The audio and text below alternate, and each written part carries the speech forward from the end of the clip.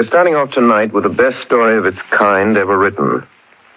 You will find it in every representative library of classic English narratives. It is Bram Stoker's Dracula. The next time I speak to you, I am Dr. Arthur Seward. George Coulouris plays Jonathan Harker, and Martin Gable plays Dr. Van Helsing. It is Dr. Seward who tells the story, and so for the moment, goodbye, ladies and gentlemen. I'll see you in Transylvania.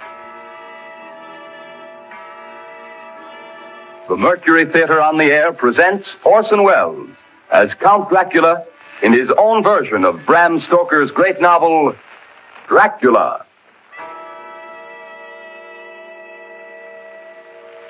Ladies and gentlemen, my name is Arthur Seward. I'm here tonight to bear witness to the truth of certain events which you may find it hard to believe, but I ask you to believe them.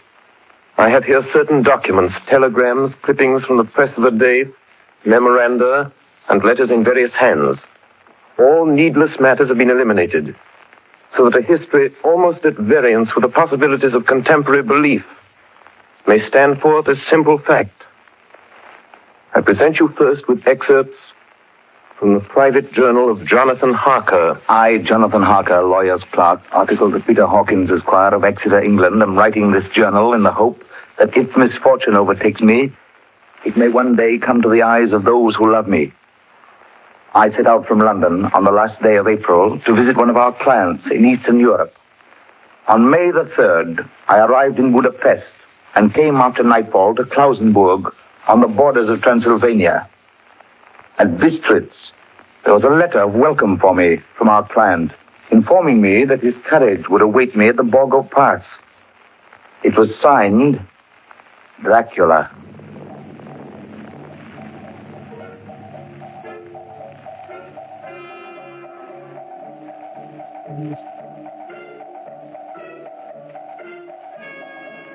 Bukovina! Couch for Bukovina!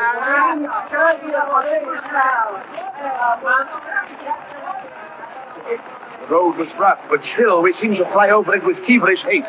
When it grew dark, there seemed to be some excitement among the passengers. They kept speaking to the driver and looking at me and urging him on to greater speed. The crazy coach rocked on its great leather string. The mountains seemed to come nearer to us on either side. Coachman! Coachman! What is this? Where are we? You're nearing your destination, young hare. This is the Borgo Pass.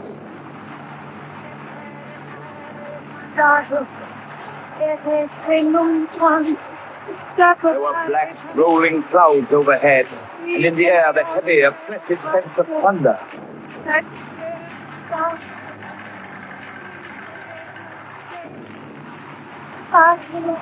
Now, we were through the pass. The young hare is not expected after all.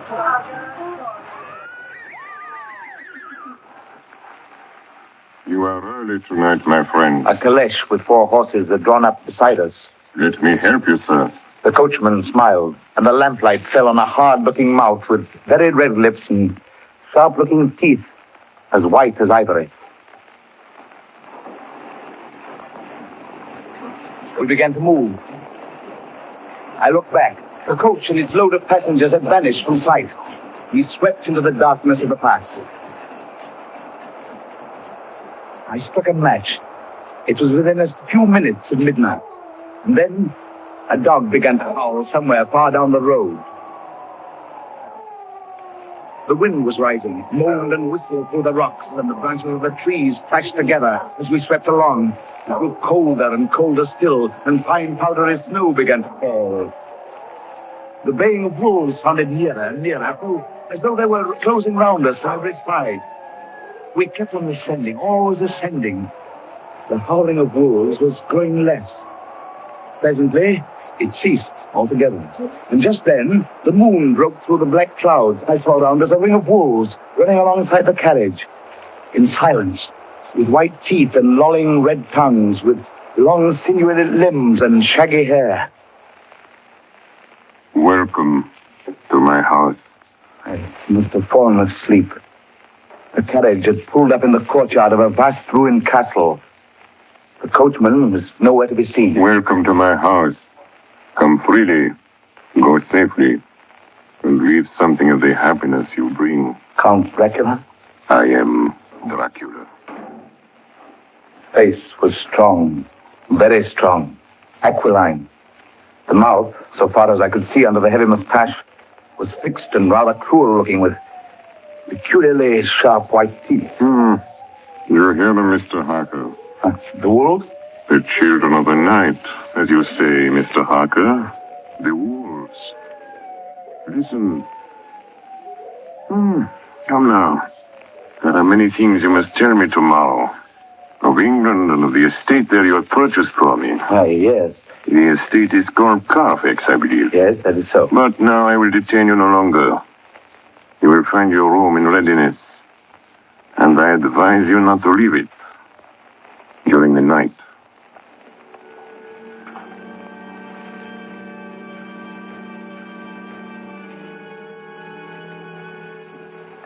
This castle is on the very edge of a terrible precipice. A stone falling from the window would fall 1,000 feet without touching anything. I explored. There are doors everywhere, and all of them locked. The door to the great hall, the door to the courtyard, every door in the castle is closed, bolted against me. The castle of Dracula is a prison, and I am a prisoner.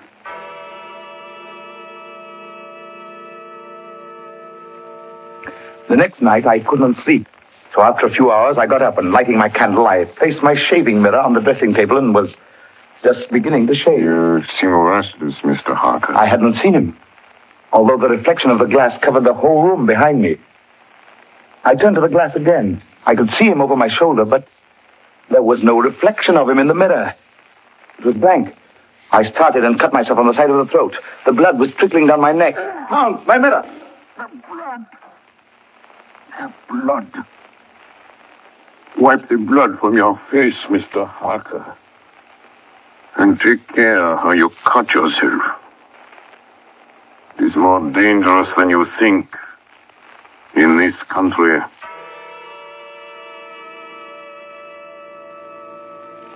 When I woke, I found most of my things were gone. My passport, my notes, my letter of credit. I could find no trace of them anywhere. And my door is locked from the outside. June 20th. There is work of some kind going on in the castle. Now and then I hear the faraway muffled sound of mattock and spade. And last night, the second of the predated letters which Dracula made me write, the second of that series which is to blot out the very traces of my existence from the earth, went forth.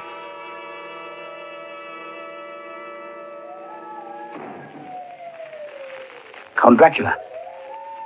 Yes, my young friend. Well, what of me? When am I free? When can I leave this place? Free? Mr. Harker, you're always free. You want to leave? Would you like to leave tonight? Yes, in God's name. My dear young friend, not an hour shall you wait in my house against your will. Come, follow me.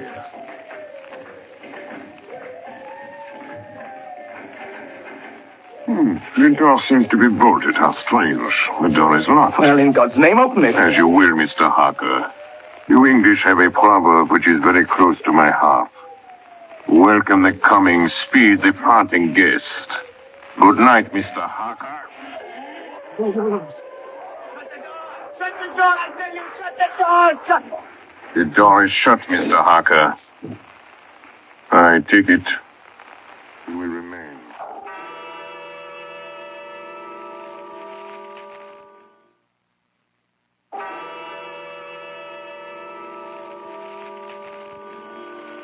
Morning, June the 30th.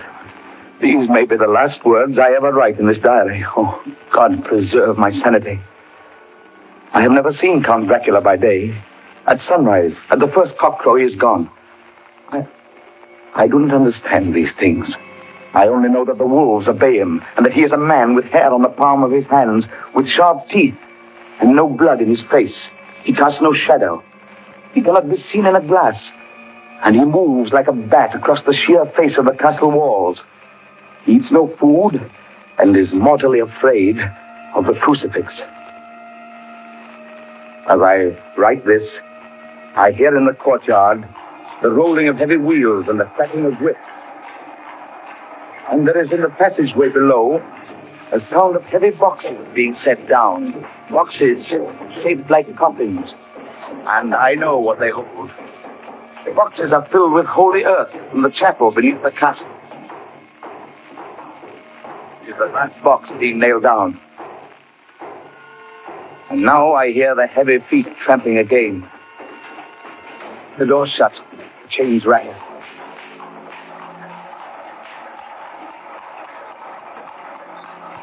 In the courtyard and down the rocky way, the roll of heavy wheels, the clack of whips. Help! Help! Help! The wagons have gone. I'm alone in the castle.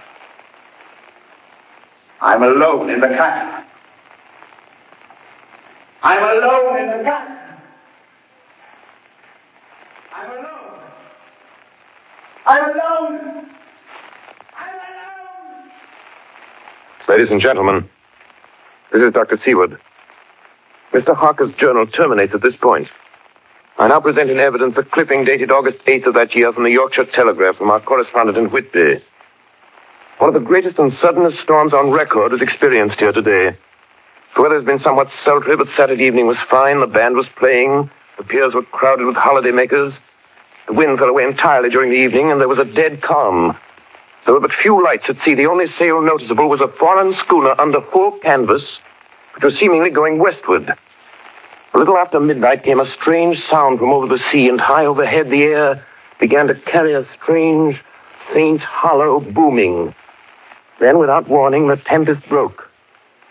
And there, with all sails set, was the foreign schooner rushing with terrific speed toward the shore. A searchlight was turned on her. And there, lashed to the helm, was a corpse, with drooping head which swayed horribly to and fro at each motion of the ship. A moment later, she crashed. And then a strange thing was seen. At the very instant she touched, a huge dog sprang up on deck from below and, running forward, jumped from the bow onto the sand and, making straight up the east cliff toward the graveyard, vanished into the night. The Coast Guard, going aboard at dawn, found the dead man fastened to a spoke of the wheel. Tightly clutched in one hand was a crucifix. The man must have been dead for quite 2 days. In the pocket of the dead man's coat was found a bottle, carefully corked, containing a roll of paper. This proved to be an addendum to the ship's log. There was found on board only a small amount of cargo, and that of a most unusual nature. Apparently the ship carried nothing but earth. Common earth, packed away in wooden boxes, shaped much like coffins.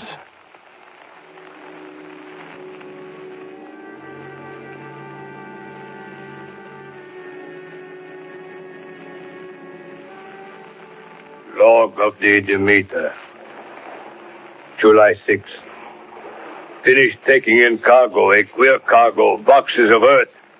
At noon, set sail, east wind, fresh. Crew, 4 hands, 2 mates, cook, and myself, captain, July 11th. Entered Bosporus. At dark, passed through Dardanelles. Mate reported in morning that one of crew, Valjoden, was missing. Took larboard watch 8 bells last night. He was relieved by Chalik. Never came to his bunk. Something aboard this ship. Don't laugh, Captain. In the rain last night. Oh? A tall, thin man go up companionway and along the deck forward and disappeared. When I go to the bow, no one. And the hatchways all closed. July 22nd. Rough weather last 3 days. All hands busy with sails. No time be frightened. Past Gibraltar and out through Straits. All well. July 24th. Last night, another hand was lost. Disappeared. By Chalicia, leave all watch midnight. Then we never see him again. Double watch now. I don't take watch alone no more. Double watch. Double watch. July 29th. Had single watch tonight as crew too tired to double. When morning come...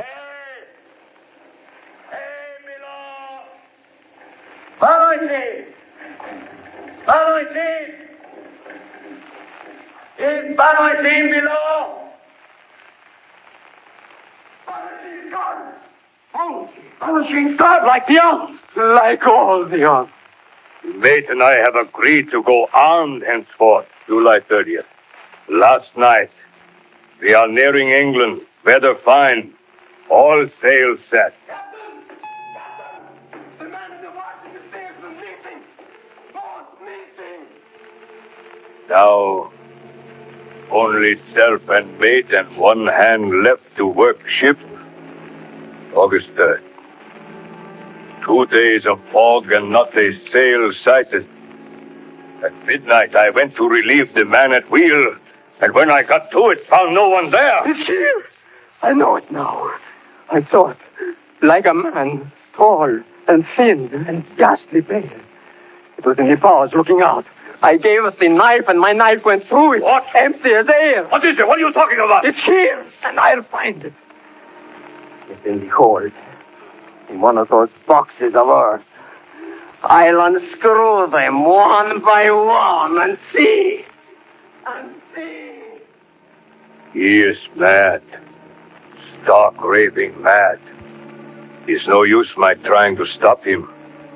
He can't hurt those big boxes. They are invoiced as common earth. I know the secret now. The sea will save me from him. That's all that's left. That's all that's left. August 4th.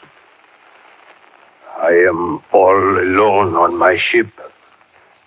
And still the fog. I dared not go below. I dared not leave the helm. So here all night I stayed. And in the dimness of the night, I saw it. I saw him. God forgive me, but the mate was right to jump overboard. It was better to die like a sailor in the blue water. But I am captain, and I must not leave my ship. I shall tie my hands to the wheel when my strength begins to fail. And along with them I shall tie that which it dare not touch, my crucifix. I am growing weaker, and the night is coming on. God and the Blessed Virgin help a poor ignorant soul trying to do his duty.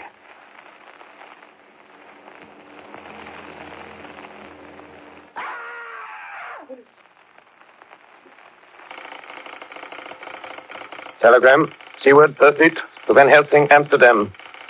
Lucy Westenra in alarming condition. Cannot diagnose. Come at once. Seward. Telegram, Van Helsing, Amsterdam, to Stuart, Earthfleet. I'm on my way to you. Please arrange the examination immediately my arrival, Van Helsing. Ladies and gentlemen, I must now explain that 6 months before the events recorded here, I had become engaged to a young lady, Lucy Westenra. We were to have been married in the spring. My old teacher, Professor Van Helsing, arrived at 4 the next afternoon. I took him at once to Lucy's house. She lay in a bed asleep. She was ghastly, chalkily pale. The red seemed to have gone even from her lips and gums, and the bones of her face stood out.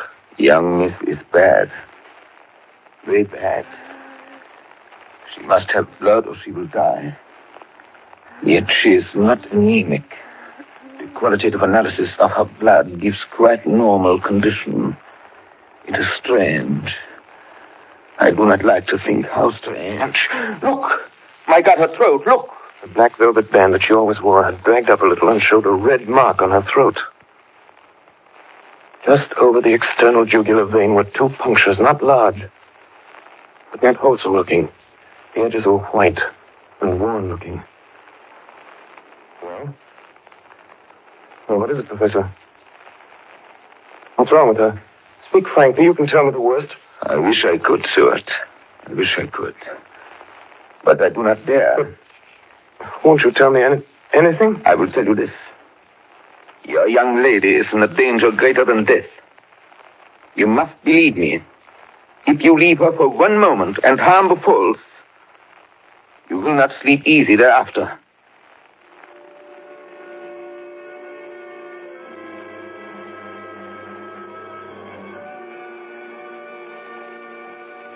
September 8th. I sat up all night with Lucy. Arthur, I'm afraid. Night, dear. You can sleep tonight. I'm here watching you. Nothing can happen. And I promise if any sign of bad dreams, if I see anything, I'll wake you at once. You will? Will you really? Then I'll sleep. I sat all night by her bedside. She did not wake once during the night, although her brows or a bat or something flapped almost angrily against the window panes. September 11th. Still quoting from my private journals. At this time that I received a message from Purfleet. At 10:20 p.m., St. John's Hospital, serious complications, case 891, your immediate presence, London, imperative. I had no choice. Sometime later, a paper was found among Lucy Westenra's belongings. I write this and leave it to be seen so that no one may by any chance get into trouble through me. I went to bed as usual, taking care that the window was closed, as Dr. Van Helsing had directed. About 2 a.m, I awakened. I went to the door, called out, "Arthur! Arthur!" There was no answer. Something's broken the window. I'm in the room, alone. I dare not go out. The house seems empty. The air is full of specks, floating, circling in the draught from the window. And the light burns blue, dim. What am I to do? Something very sweet and very bitter all around me. Nothing sinking into deep water. You shall be flesh of my flesh, blood of my blood. September 12th. Late.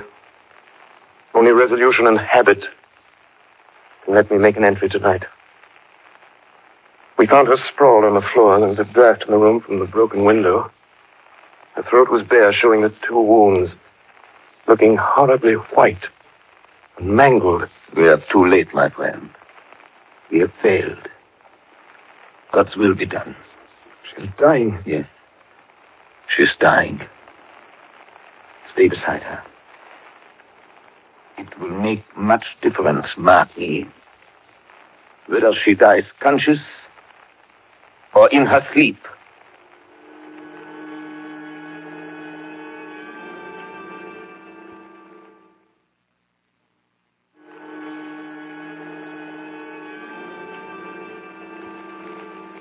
It was late in the afternoon before she opened her eyes. Arthur, oh, my love, I'm so glad you've come.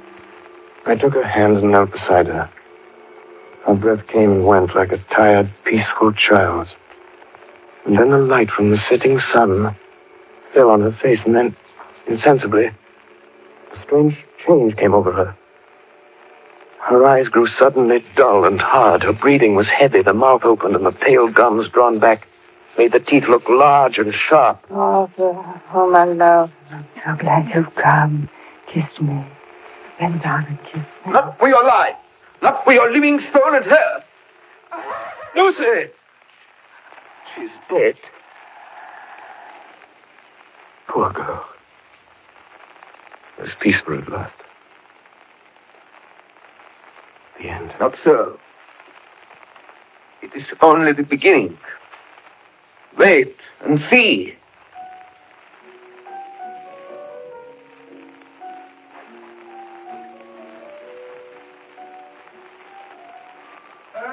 Confrontation.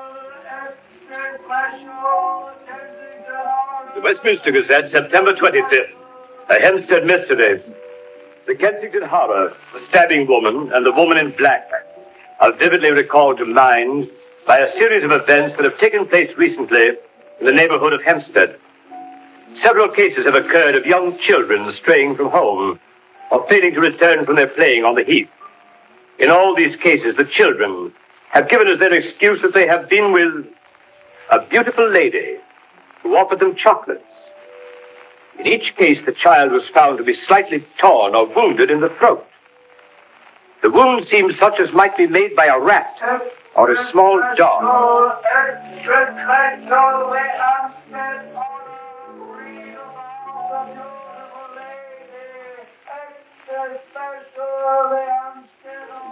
The Hempstead Horror. Another child injured by the beautiful lady.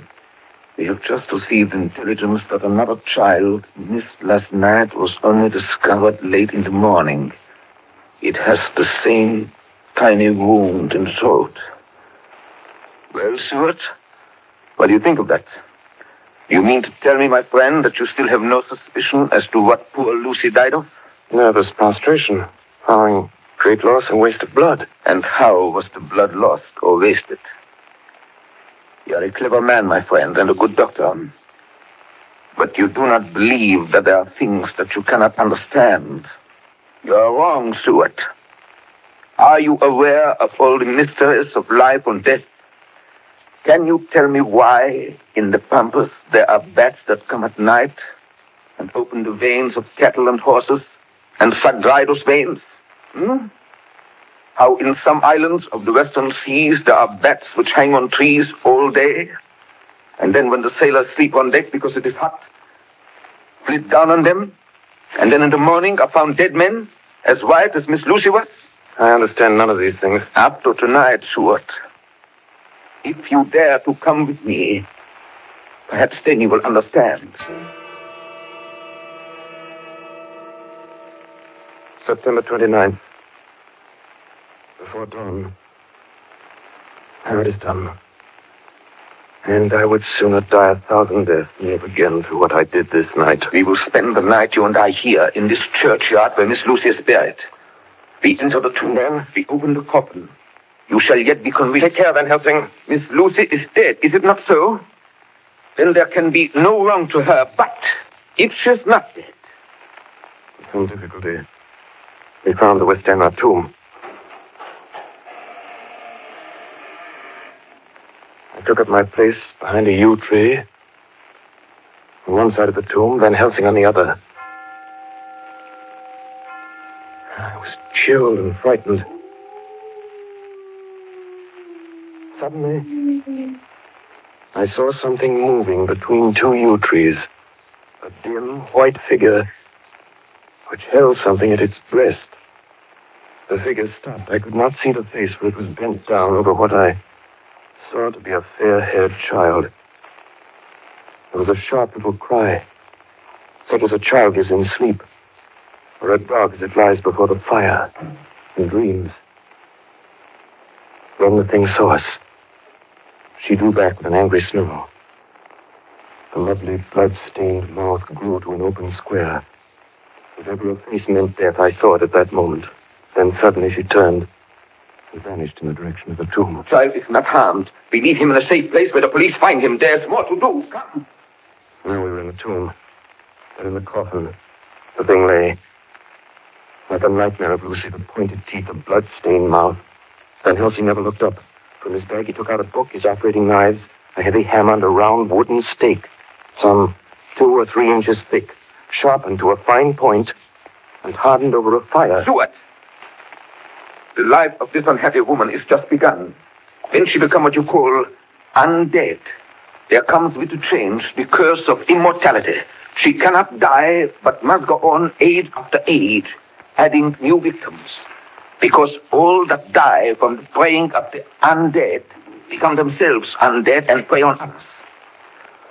So the circle goes on, ever widening as the ripples from a stone thrown in the water.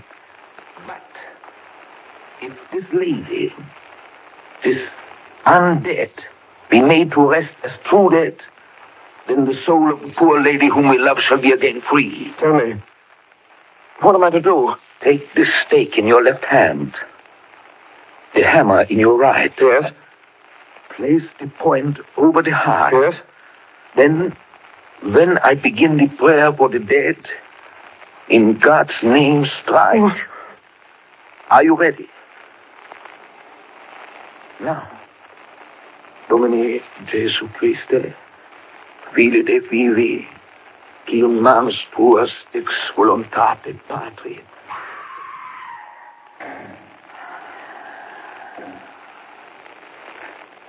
On the morning of July 11th, a man was found on the border of Transylvania. He talked wildly of wolves and boxes of earth and blood. He gave his name as Jonathan Harker. In the hospital of Klausenberg, he improved sufficiently to make possible his removal to England. I'm still quoting from my own personal papers. But then his condition remained so serious that he was committed for observation to a private ward in my hospital at Purfleet. Here he did so well that in 3 weeks he was completely recovered.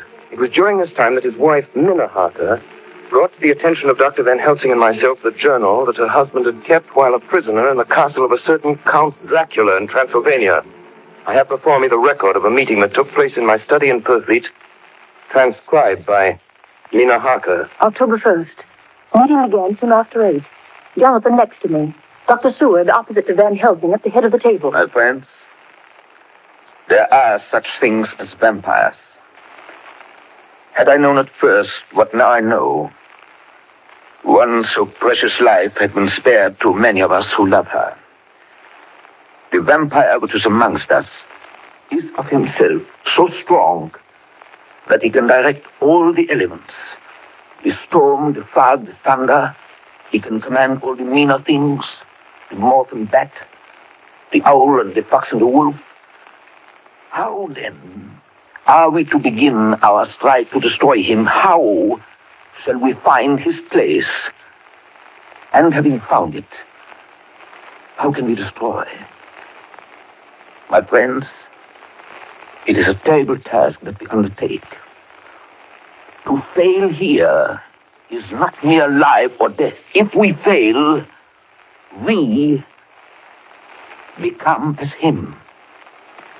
Foul things of the night as him. What do you say? I answer for myself. Come in. I'm with you. The professor laid a small golden crucifix on the table. We took hands and our solemn pact was made. My friends, we too are not without strength. The vampire flourishes on the blood of the living. Without this, he cannot live. He throws no shadow. He makes no reflection in a mirror. He can transform himself to a wolf, to a bat. He can come on moonlight rays as elemental dust. He can see in the dark. He can do all these things. Yet he is not free. His power ceases at the coming of the day. Then, until night, he must remain in the shape in which he finds himself, and except in his coffin home, in those earth boxes he cannot rest. When we can confine him in his coffin, then, my friends, if we obey what we know, we will destroy him. At that moment, something flapped wildly against the window. Then Did you hit it? I don't know. we looked out of the window. Against the black sky, we could see nothing. Data in our position. From the town's castle in Transylvania to Whitby came 50 boxes of earth. All of these, to our certain knowledge, were delivered at Carfax. Recently, 12 of these boxes have been removed. First step, ascertain whether all the rest remain in the deserted house next door or whether any more have been removed. We must trace each of these boxes and sterilize the earth with holy water so that he can no longer seek safety in it. And we must hurry. The events of the next few days are described in Jonathan Harker's journal. October 2nd, 5 a.m. Just returned from the empty house. Left Mina here at home. Well, we've done our work at Carfax. The place was filthy. The air stagnant and foul and alive with rats. We counted the boxes. Only 38 of them. And over each one, the professor went through his same mysterious work. It was dawn when we got back. I found Mina asleep. She looks paler than usual.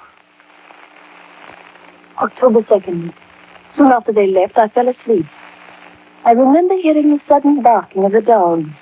And then there was silence. I got up and looked out of the window. There was a thin streak of white mist moving across the grass along the wall of the house. It dawned on me that the air in the room was heavy and dank and cold. The gaslight came only like a tiny red spark through the fog. I could see through my eyelids. The mist grew thicker and thicker. Then, as I looked, the spark divided and seemed to shine on me through the fog like two red eyes. You shall be flesh of my flesh, blood of my blood, blood of my blood.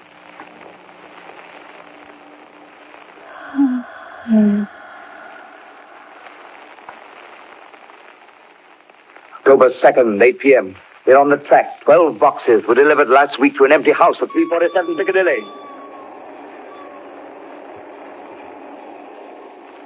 My dear friends, until the sun sets tonight, Dracula must retain whatever form he now has. We have this day to hunt out all his lairs and sterilize them. Then he will have no place where he can move and hide. But we have only until sunset. The house in Piccadilly was empty. Like the one at Purfleet, the same sickening smell was in the air. On the table, we found a clothes brush, a brush, and a comb, and a basin. The latter containing dirty water, which was reddened as if with blood. The boxes are back here. 8, 9, 10, 11. Only 11. There's a 12th box somewhere. Gentlemen, it is after 6. The sun is setting. We've no time to lose. He will return at any moment. Open the boxes. Quiet. Listen.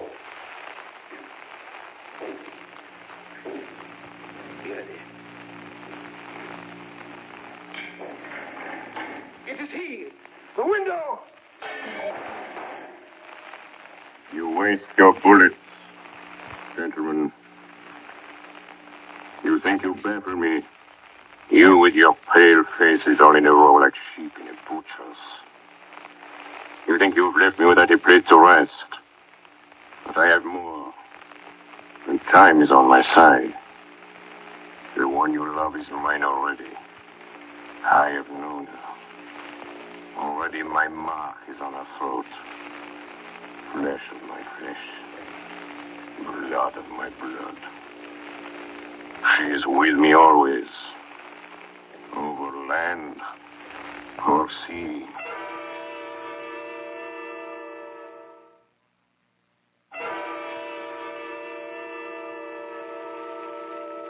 October 4th morning.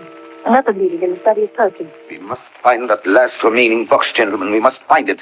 As long as that earth exists impure, as long as there remains one place of refuge for Dracula, there is no safety and no peace for any soul in England. And for the undead, never peace so long as he lives.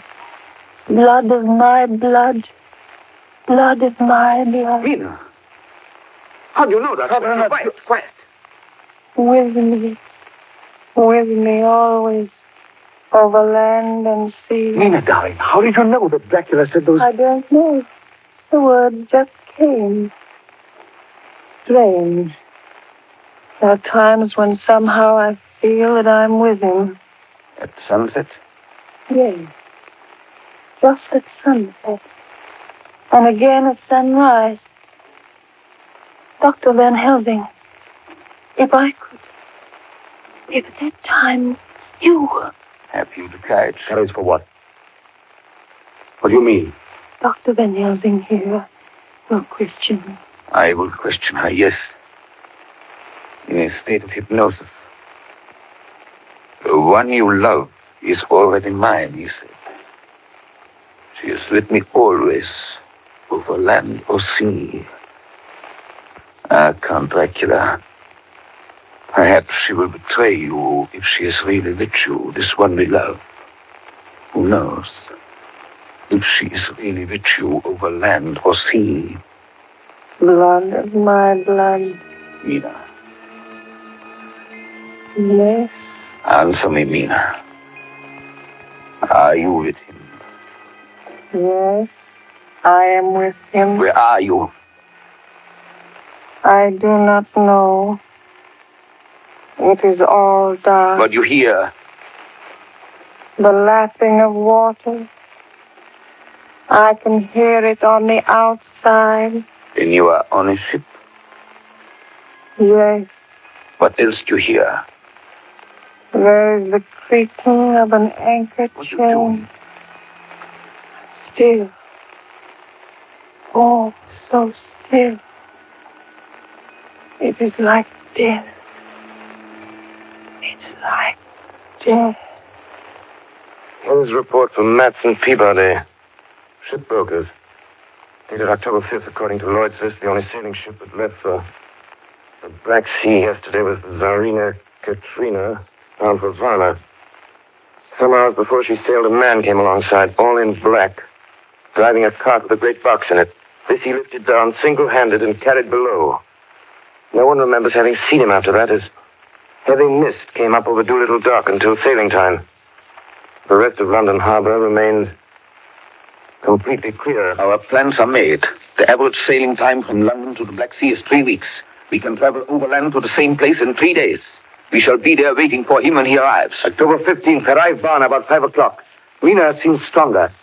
Every morning before sunrise and just before sunset, she speaks to Van Helsing in a trance. Are you with him, Mina? Tell me, are you with him? I am with him. What can you see? Nothing. All is dark. What can you hear? I can hear the waves lapping against the ship and the water rushing by. The wind is high. I can hear it in the shrouds when a bow throws back the foam. So, the Tsarina Katrina is still at sea, hastening on her way to Varna. The Count cannot cross running water, so he cannot leave the ship without being observed. What do you hear, Mina? Ebbing waves, rushing water, darkness, darkness and wind. A whole week of waiting. Daily telegrams from Lloyd's. Not yet reported. Not yet reported. Rushing water and creaking masts. Darkness. Darkness and wind. October 24th. Telegram. Lloyd, London to Harker. Tsarina Katrina reported this morning from Dardanelles. Lloyd's, London to Harker, October 28th. Tsarina Katrina in heavy fog reported entering Galatz Harbor at 1 o'clock today. Galatz is 38 hours from here, and the first train for Galatz leaves at 6:30 tomorrow morning. My friends, we have lost.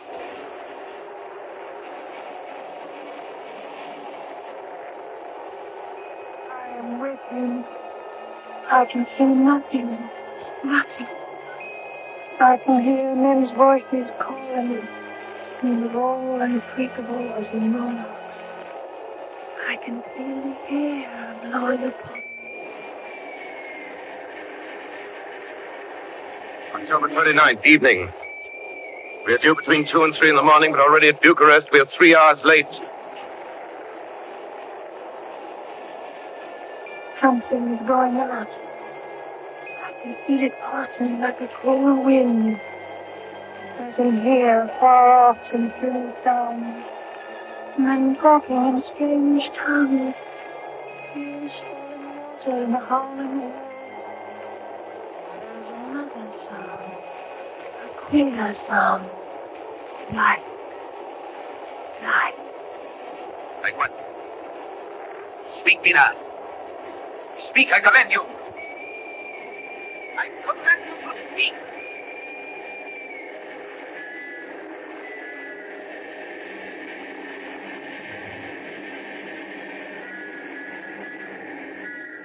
Arrived in Galatz. Saw Captain Tsarina Katrina. A man come aboard with an order an hour before sunup to receive a box for a party by the name of Dracula. Had his papers, a rate, Emmanuel Hiddlesheim, his name was. Mr. Hiddlesheim? Yes. You went out of the box yesterday. I gave the Kylov by order. Kylov. Mr. Kyloff? My lord, this morning they find him dead inside the churchyard of St. Peter. They find him dead with his throat torn open. October 30th evening, there are two ways in which Dracula can get back to his own place. By land or by water. We've examined the map and find the most likely river is the Sereth. You and I, Seward, will charter a steam launch and follow him up the river. Van Helsing and Mina will take the train to Veresti, and from there they will go... there we shall go in the track where Harker went, from District over to Borgo. If you have not caught him before, we shall be awaiting Dracula there.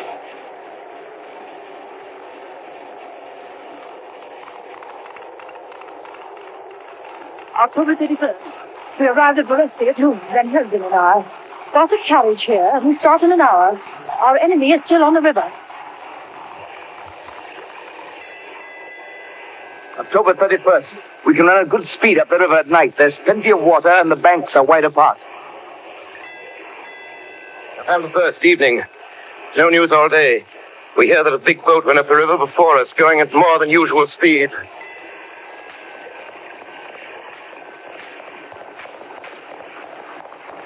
November 4th. All day driving. The country gets wilder as we go. By morning we shall reach the Borgo Pass. November the 4th, evening. We've left the launch. We've got horses, and we follow on the track along the river. We are armed. Look! Quick! There they are now! Heading west! With the dawn, we could see the Slovaks some miles before us, dashing along the river with their wagons. On it is the great box.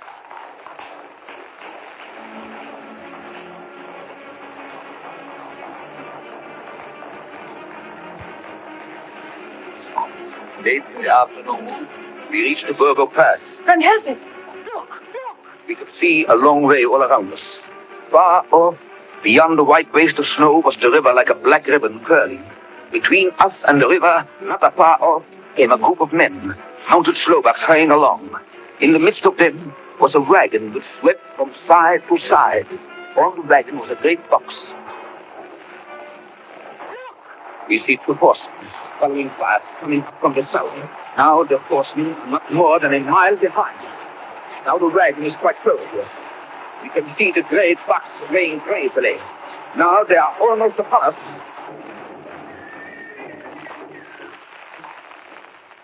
Now has happened a strange thing. The wagon smashed into a great rock bed in the snow, lost its front wheels, and turned over on its side, jammed against the stone. The horses tore loose from their traces and bolted, and the Slovaks scatter and vanish after them. Then silence. Silence like comes after ringing of bell. Look! His face! It is Dracula, sprawled out stiff and twisted in the smear of his own holy earth. The box, in falling, has emptied the dirt onto the snow. His face is old-looking. The skin is like paper.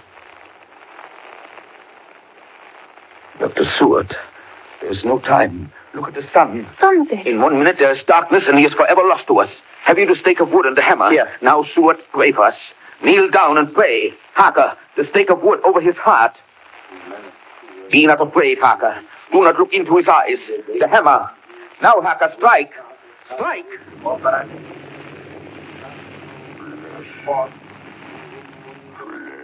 of my flesh.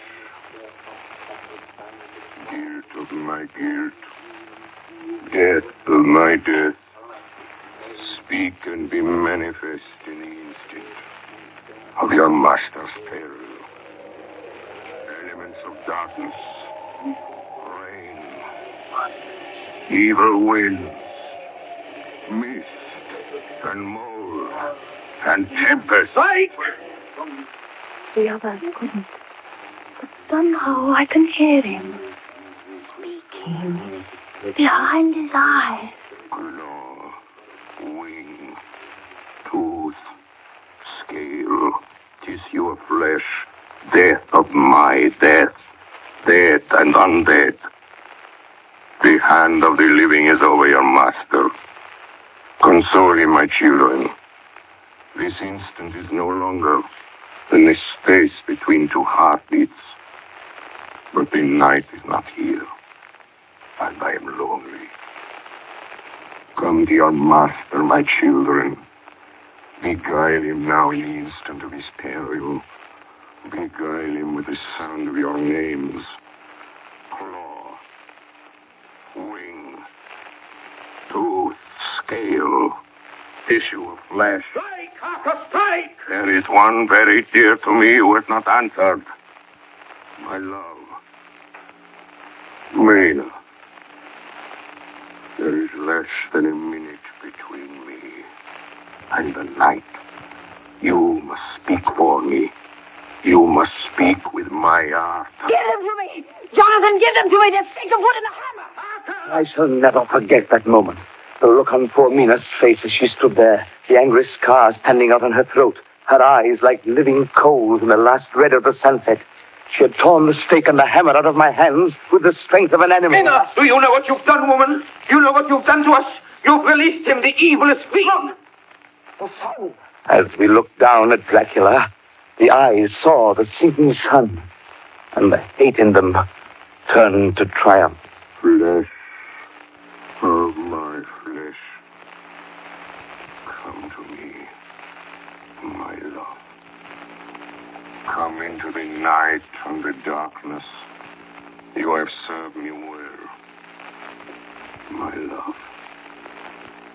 My bride.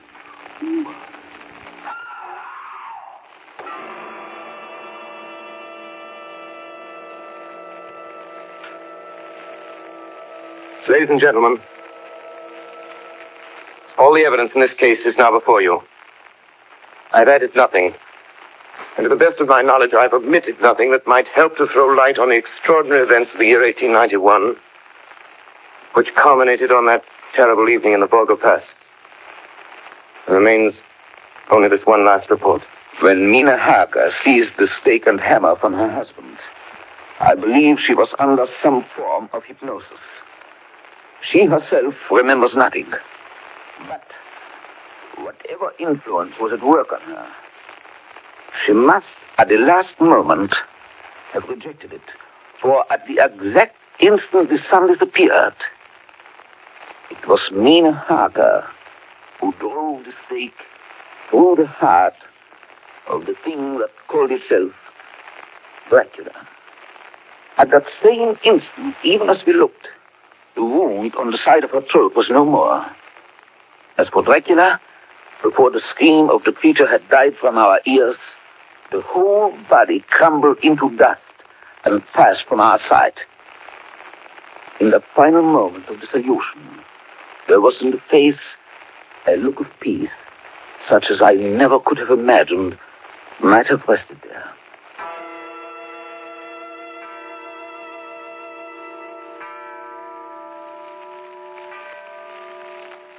Tonight's production of Dracula by Orson Welles and the Mercury Theatre was the first of 9 CBS broadcasts in which this brilliant group will bring to life a series of great narratives.